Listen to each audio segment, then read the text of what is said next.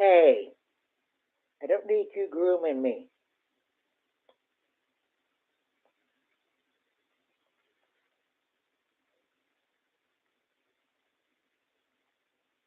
That hurts. Stop it. I don't need grooming by you.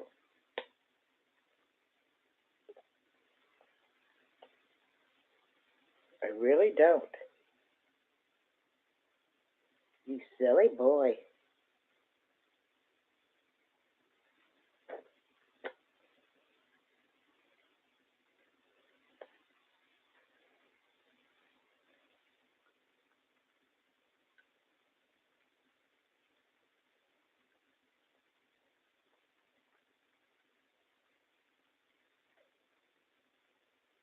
Okay, we'll see if anybody comes. It says hello.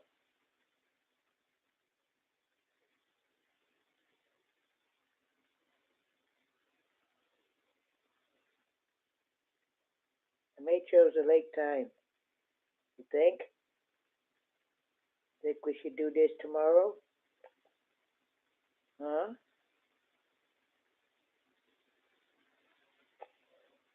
Okay, no more kissing. You're just a big flirt. You're a big flirt. Yes, you are. Yes, you are.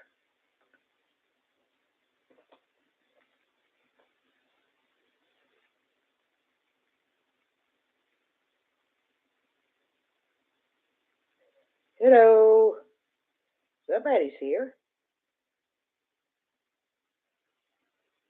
Wait to see if any more people come in. We'll start telling them the story. Huh? Yeah, tell them the story. Step up. I said step up. That's a good girl. Give me a kiss.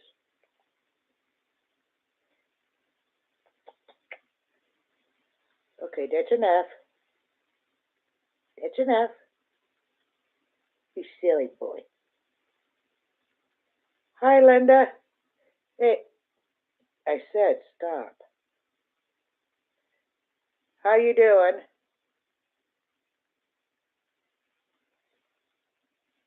This is Little Bit. I'm waiting to see if some more people come in, and then I will start telling the story of my husband and the VA system. Linda says hello. Yes, she says hello.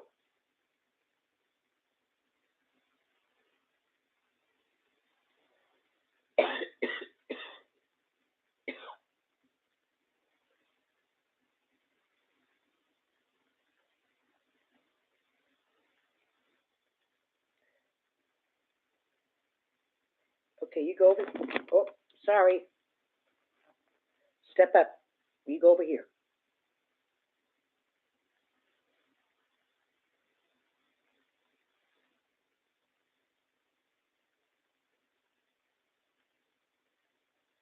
Your birds?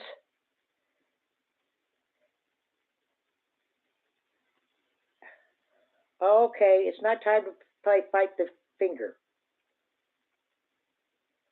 I usually put him up at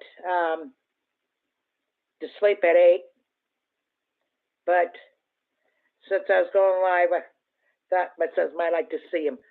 You got to get off the keyboard. You need to get off the keyboard. You hear me? So, what kind of birds do you have?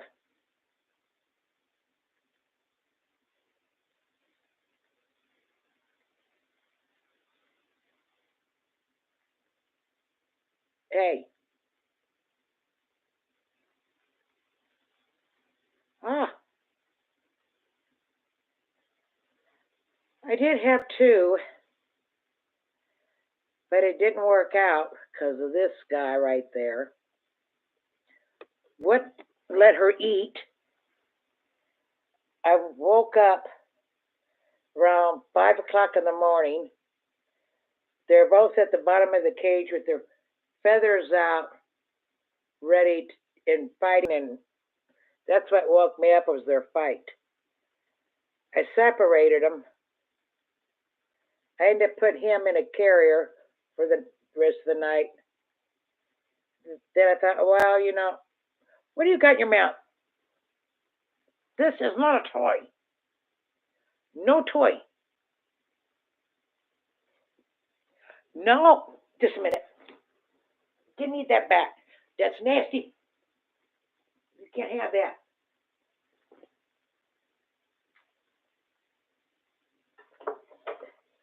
And put them back together, and that did not work out at all. There was a big old fight,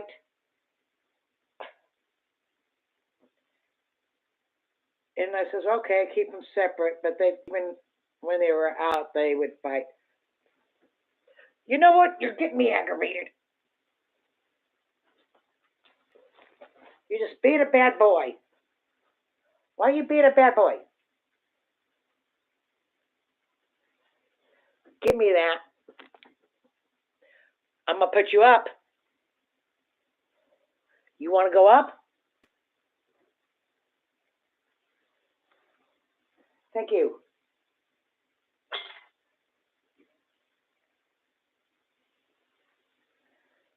So he was tame. She wasn't.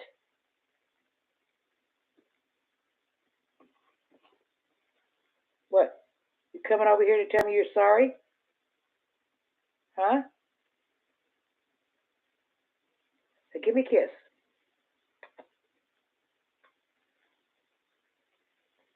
Thank you. So he's just gonna have to be a lone boy.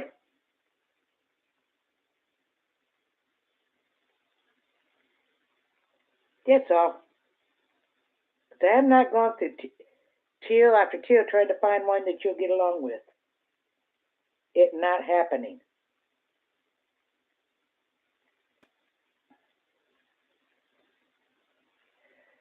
Okay, we got three, so I'm gonna go ahead and start. First, let me explain. I used to have a channel called Parent for Life 58, and I lost the password. I forgot it, and I could, anyways, I couldn't get back in it anymore. I do have it late. Oh, he bonded with me just about the first day he was here.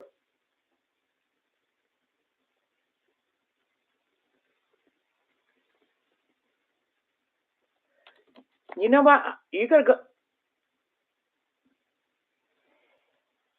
And it, that video goes more into detail. As some of my, you are not coming on live with me no more. Where was I? Don't beat the weirdo. As some of my older subscribers know, that at one point I used to be homeless. And during that period, I had met my husband. How we met is there used to be this old man living in a like a van, and he had a dog that he actually trained to go up to women. It wouldn't go up to men, but it go up to women, and that's I guess how he met women. And he was a pest, and he, my husband had seen me trying to get rid of him. I don't know what he said, but the guy stopped. Anyways, that's how we met, and he made things easier for me. He lived in a mobile home. He was retired. He was like a second brother, a second uncle, father type deal. There was nothing romantic. In fact, when we got married, our marriage was not consummated. We never had sex. And as the stories go on, you will find out why. Um, I was still working at that time, and hi, Sue. Welcome to the chat. Glad you're here. And as I was saying, he would go to the library, and I would work knock shift. And when I got off in the morning, I never went hungry. I mean, he always cooked breakfast. And then he would go to the library, and he would let me use his camper to crash out during the day. And then when the library closed at 8, 9 o'clock at night, he'd come bang on the door to wake me up. And then I would end up going to work, and that's the way it went. I was, of course, fired, but when my job found out I was homeless, they let me go. Here, get on here. And one day he wasn't feeling quite well. And I think if he would have went to the doctor when I first told him, he may have beaten the cancer. But the time he went, it was basically too late. He had lung cancer, but not from smoking, because he had been married once before, had a wife who had asthma, and he had quit smoking because of her. And this is going to be a little bit important. See, his daughter was the one who found her mother dead in the bathroom. I guess apparently she had an asthma attack and died. I don't know why she didn't wake up Dan so he could have got her breathing medicine or any of that, but it put her in such shock. And he had a lot of problems with his daughter as a teenager. She ran off and was missing for a year. It took him a year to find her. Her boyfriend's parents were hiding her out. He brings her home. She runs off again. And at that point, he says, well, okay, she wants to run off, let her run off. Um, Years later, they kind of got back together, but I guess she had broken up with that boyfriend. She had married somebody. They got divorced, and then she got back with the boyfriend. But she had promised her father that his parents would never be living with her. She broke that promise. He went over there to find her husband's dad over there and that he had moved in. And that had created quite a issue where they just stopped talking to each other. So in his doctor appointment, he wanted me to go with him. And what they did is they did a biopsy. Okay? They waited 2 months before they even called him to tell him the results. And the only reason then is because we called them. And let me tell you, calling the VA in San Diego is like pulling teeth. We had to call them 20 times. Never, ever did they call back. Well, we ended up calling the VA complaint line, like Legion. I don't know what she did, but they finally called. We went in and found out he had a rare lung cancer that usually hits women and Asian people. It rarely hits smokers. It's mainly men and people. So it's extremely rare. And it was in his lungs, his kidneys, and his liver. Now, it was never a goal to get him cancer free. That was going to be impossible. Okay, I got 4 people here. I see Sue and Linda. I must got a couple listening. Anyways,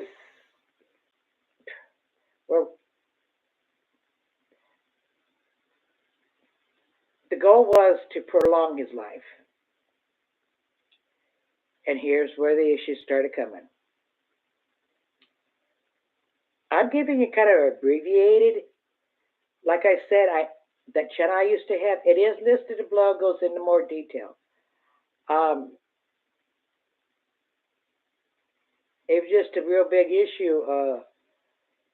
They wanted to use him as a guinea pig for this experimental medicine that was hopefully shrink the cancer and prolong his life. But after he started taking it and it was making him sick and we started researching it, we discovered that it was not supposed to be given to after chemo.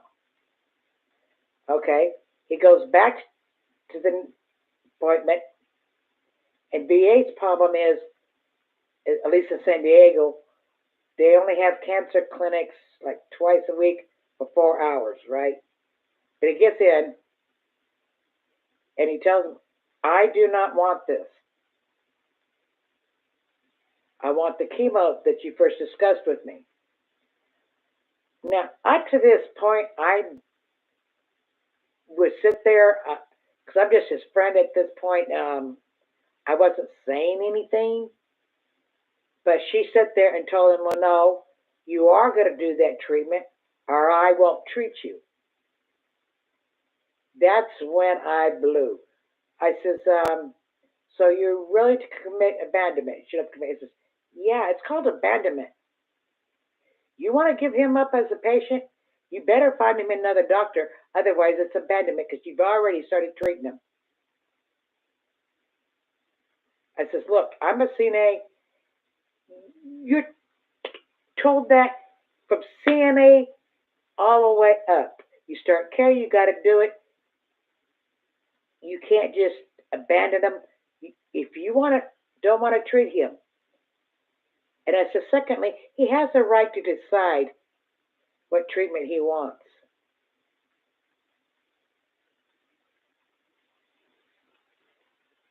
It's called patient's rights.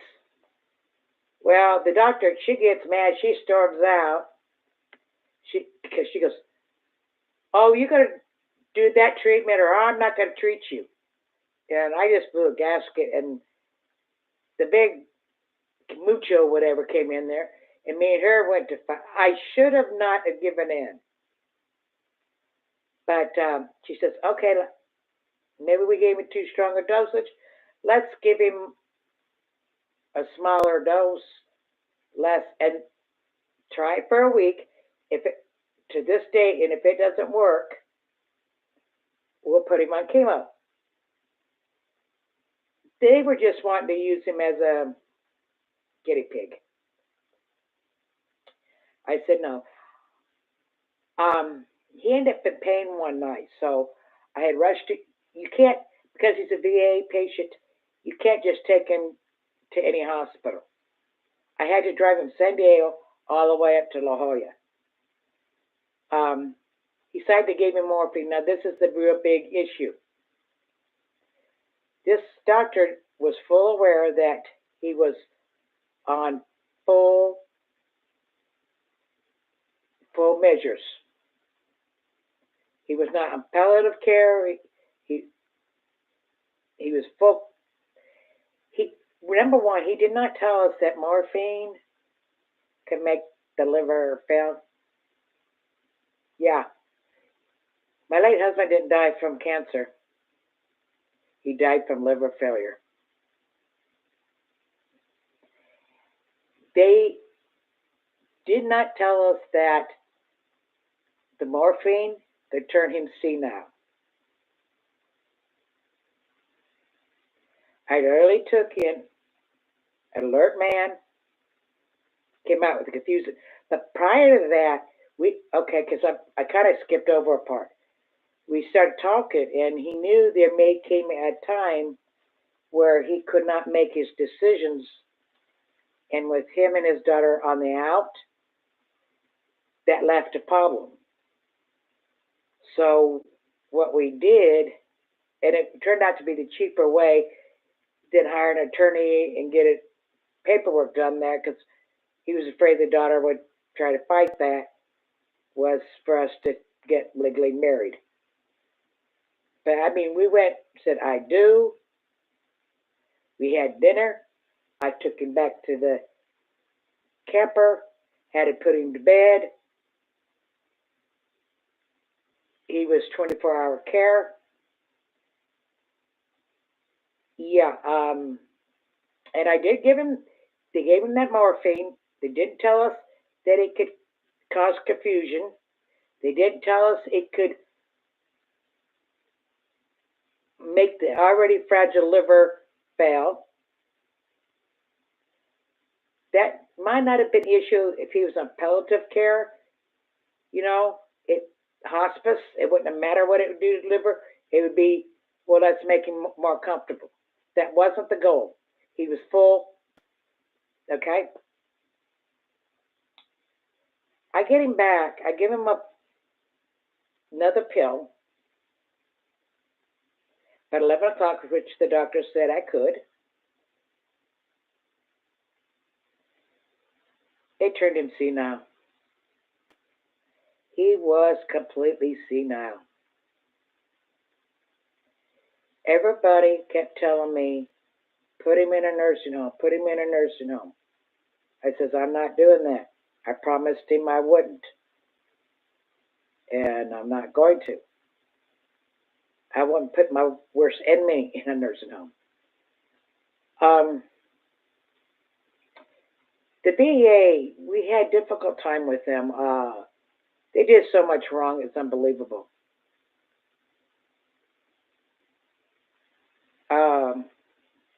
They wouldn't return phone calls. They wouldn't tell us when he had an appointment. Nothing.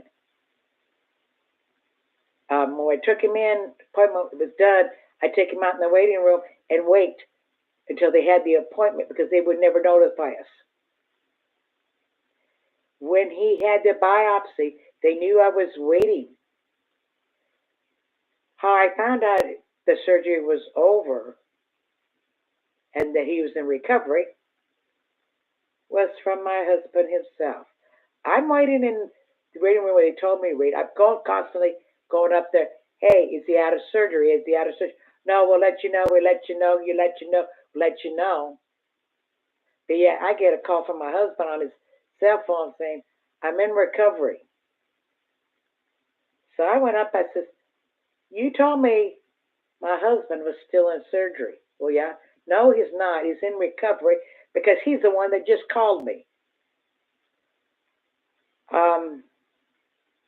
Like I said, the video goes more in depth. What was some of the last time I took him in? I was trying to get him out of the vehicle. He falls to the ground. Now, it turns out he was literally dying on the ground. And the reason I was taking him in is because I had called. Of course, I didn't get hold of anybody, but I says, hey, this is for his cancer doctor. He's asking for a gun, and I don't know if he's tending to shoot himself or me. Well, she called. She says, him being confused is the gun put away. I says, he can't even get hold of it. I don't even know where it's at. There's no way, it's out of his reach. There's no danger of that. But she says, I want you to go ahead and bring him in. So imagine the parking lot. He's on the ground. They got workers who are walking past. I'm out there hollering, I need help here. I need help. And they look, turn around, and walk inside. Totally ignoring. I had to call 911 from their parking lot. That's right, from their parking lot. And the 911 operator says, well, why are you calling? And I says, I know I'm in their parking lot. Hi, Blunts. And I says, but the thing is, I can't leave my husband. He's laying on the ground. I says, they got workers walking past. They're looking, and I'm hollering, I need help. And they're walking in the hospital. She gets hold of somebody in there, and she's listening to our conversation. They still didn't want to come out. Oh, well, it's not an emergency, it's not an emergency, it's not an emergency. Let me tell you something.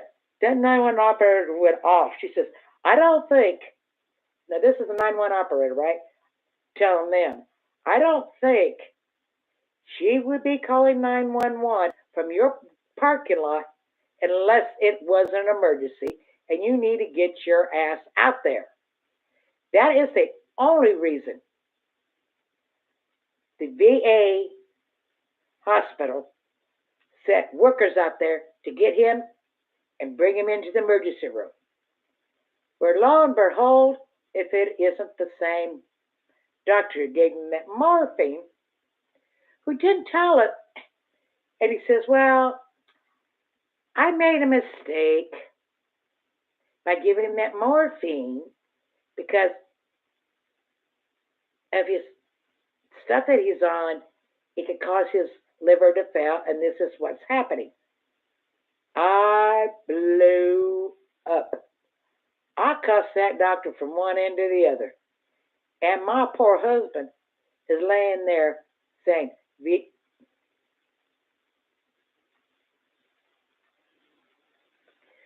VA betrayed me. VA betrayed me. And I walked over to him and I says, I don't know if I could do anything to the VA, but I promise you, Dan, to the day I die, I will never stop trying. I will never stop trying.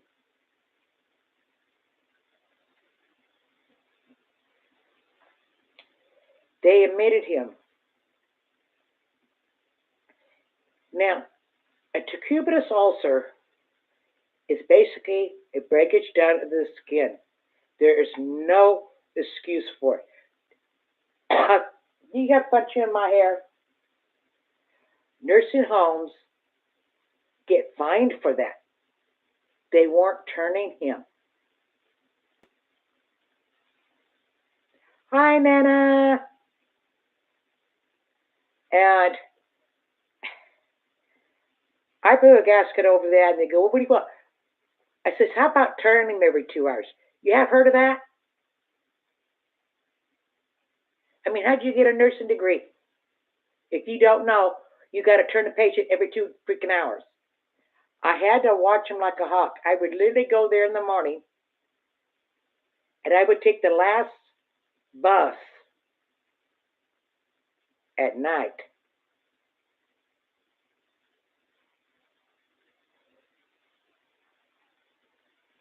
The day that he passed, that night, hi, Nana, I knew that he was going to pass.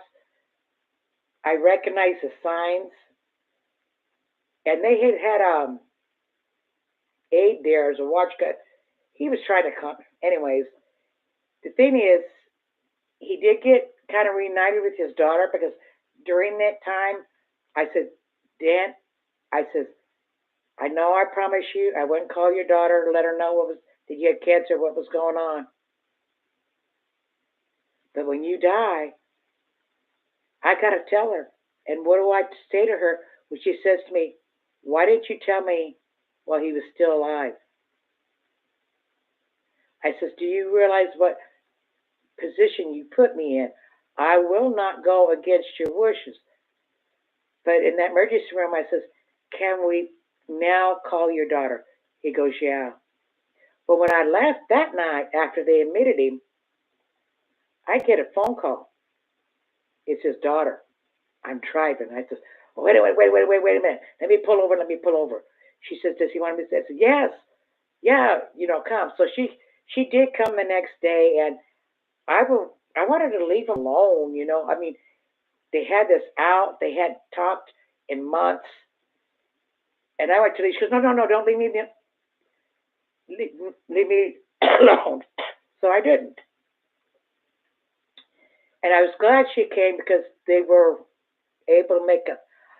Also, she told me, she says, look, I see that you're having to fight these doctors, and you don't need to fight the doctors and dealing with his remains at the same time. She says, I'll take care of that. Well, it was a good thing because the VA will pay for cremation. Give me a kiss. Give me a kiss. You give me a kiss? Fine. But you got to pay for it, and they reimburse you. Well, she paid him. She paid him extra. That all I had to do was actually show up at the burial. Hi, fanatic. And yeah, at one point there were 5, 6 doctors surrounding me in a room, telling me there was nothing more they could do, that he should have been put on chemo from the get go. I says, well, yeah, you all wanted to make a guinea pig out of him. I says, you didn't want to come help me pick him up. He's laying in your damn parking lot. I says, your workers are passing by. I'm hollering for help, but it takes a 911 operator to get your asses out there. And they kind of looked at me. And I looked to the social worker. I says, how many times have I called your ass? And you never called back. You never called back. You have ignored us. And that night, his eyes pinked. I didn't leave that night. I knew what was up. I'd seen it too many times. Well, that morning, next morning, I told him, I said, look, I need to go home. I need to change clothes. I need to take a shower. I was on the bus when I got the call. To this day, I don't know who the woman was because I had dropped the phone. She got on the phone. She wants to see her husband. She's got to take buses and trolley to get back there. Will you hold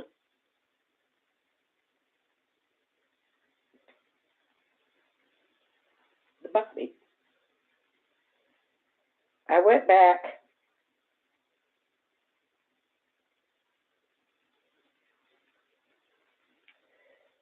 They basically had to pull me off his body. What? You tried to groom me?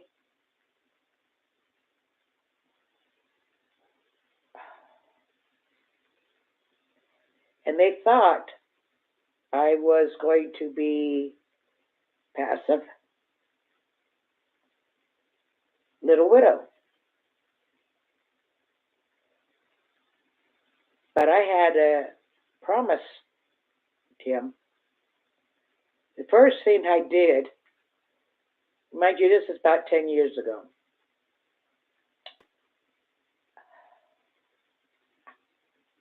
I messaged Obama on Facebook. Stop it. My ear is not dinner. And I got 80. I messaged my story to Obama on his Facebook. You know, on Facebook where you send message? That's exactly what I did. I got Facebook jail, whatever you want to call it, for like 6 months. Honestly, 6 months. That didn't stop me. I tried calling a news outlet. They were interested, but they told me to get a lawyer and then call them back for an interview.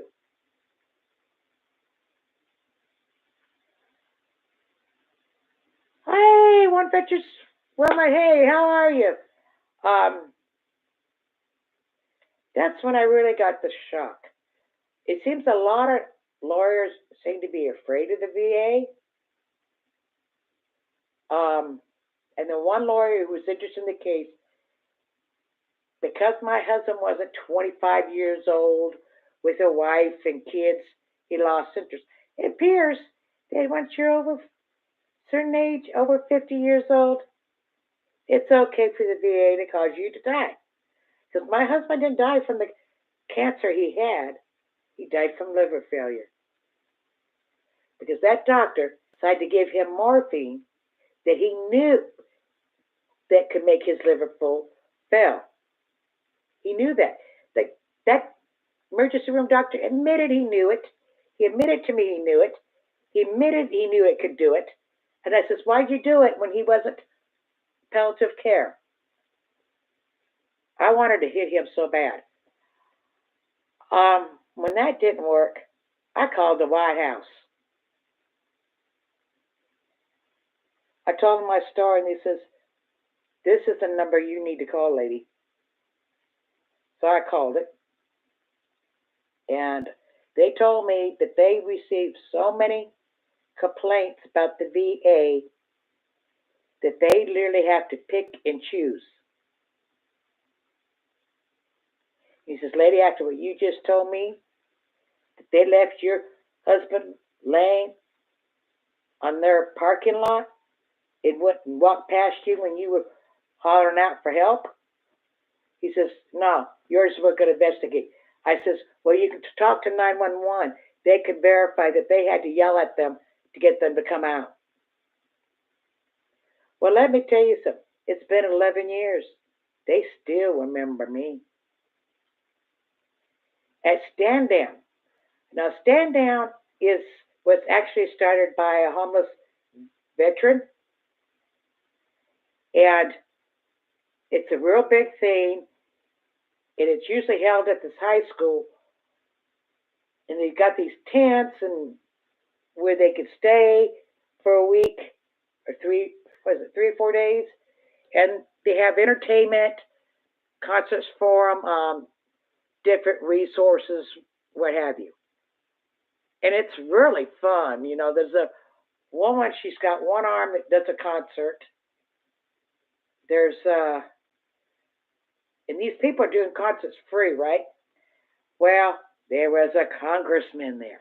When I found out, let me tell you something, he did not get off the grounds till I had him jacked up telling him my story.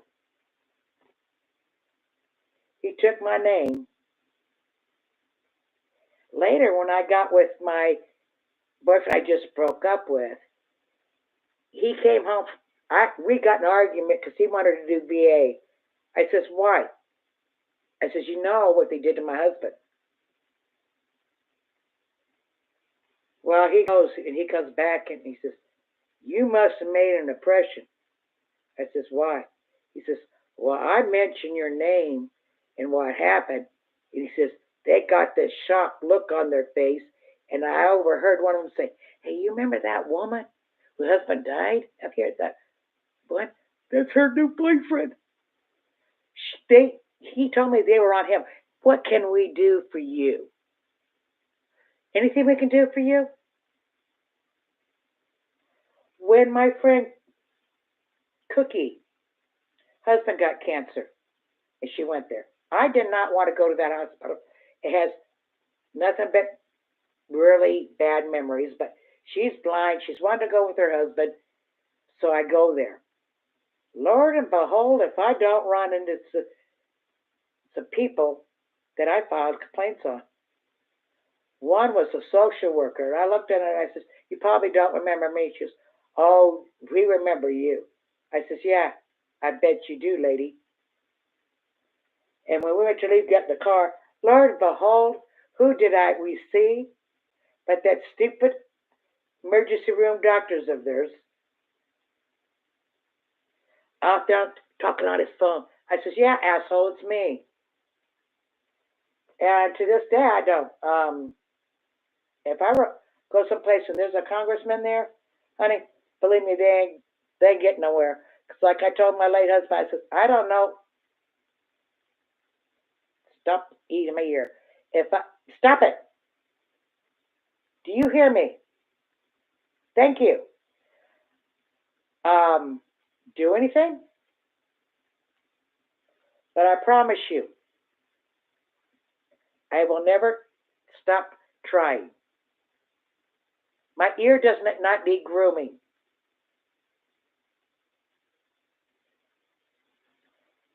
To this day. And yeah. But like I said, there's many, many reasons why people will get married. We did not marry for in love. We married for legal reasons because he needed me to be his voice. I loved him like I would love my brother. He was like a second father. He was my best friend. But it wasn't romantic. I debated telling this story for 3 years since I started this channel because, for one thing, it's very emotional for me. And two, how do you really explain to somebody why somebody would marry somebody older than them, number one, knowing that they were going to die? Because I had known him for like 5 years. We got legally married, and he died 6 weeks later.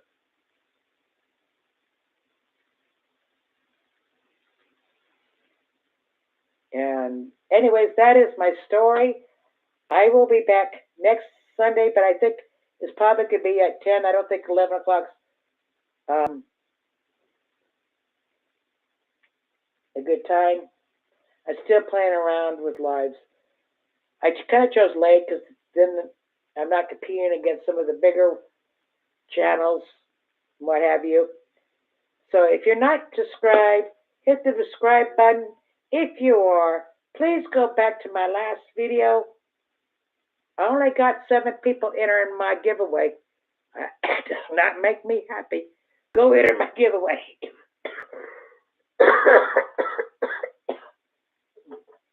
Hold on a minute.